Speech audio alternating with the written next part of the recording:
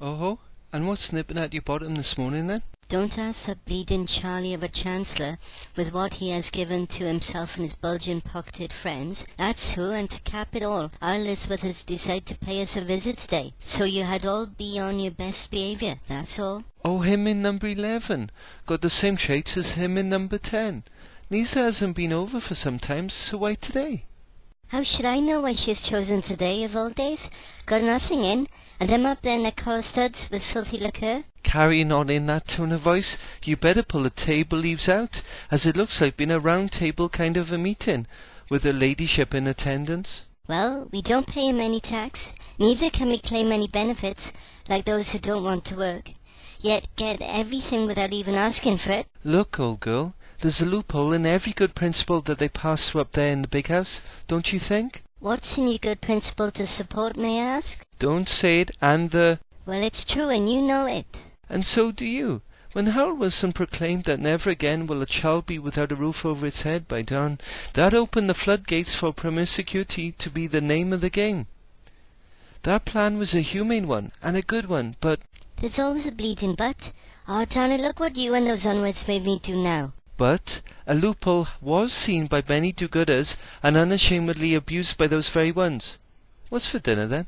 I presume that you mean lunch? Not at all, my dear. I mean dinner, even if your Lisa is coming over. We are not yet qualified to be in the snob-nosed brigade.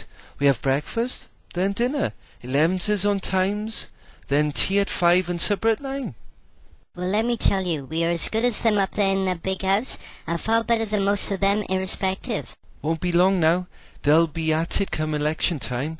The carbon monoxide will be oozing out from their lips and their undershirt back ends as they try to oust each other with promises that they know that they cannot keep or fulfill.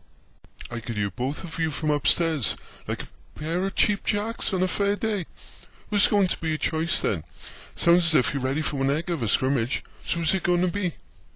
Neither of them, as they're all solicitors, barristers, or QCs, and they have a close-shop mentality, far worse than they claimed, than the unions were at the one time. None of your lot are trustworthy, and neither is my lot now. Neither of them, as they're all solicitors, barristers, or QCs, and they have a close-shop mentality, far worse than they claimed, than the unions were at the one time. But we are true and careful to our aims and policies. Look at the pair of you, and listen to yourselves. Well then. Go on, explain it to me. Your darn lot split up the prison services, then brought in the privately run services, all made possible by insider dealings and influences, and to make matters worse, it was at treble the former costs. Who's your choice going to be this time round then? I'll give it a miss this time.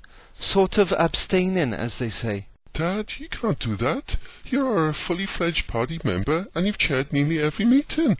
I was going to change to your lot until this time. Don't tell me. You changed your mind because we changed our leader after we changed our former policies for fair play. That is why I intend to abstain. There's very little to choose between any of them. Take last month, on my 80th birthday.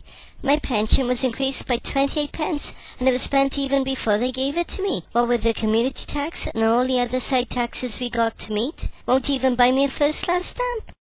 I see that your owner took the blue ribbon with a single jab chrysanth. That's her third in a row. Her fourth, Dad. In 4 years running. But a win cost me a bloomin' bomb because of it. The rest of her female friends could drink like bloomin' fishes. They downed more than the rest of the group put together. And how did your cucumber do then? Came second to Frankie Shep. He took first with his long, thin, dead as a pencil one, as Ronald described it. To be fair, his was the best. I'm off down the plot, Tom. Come in. Aye. See you later, Mother. Bring some con carnes back with you. Lisa likes a hot chili. Will do.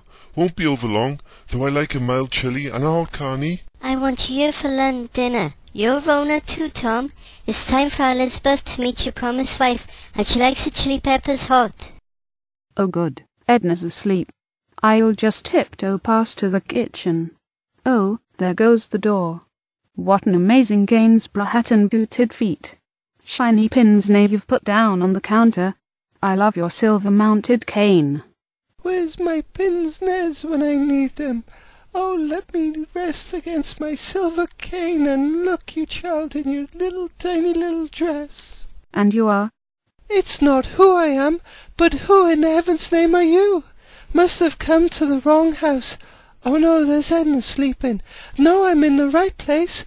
Don't wake her, I can wait. I'm her sister Elizabeth, and you are?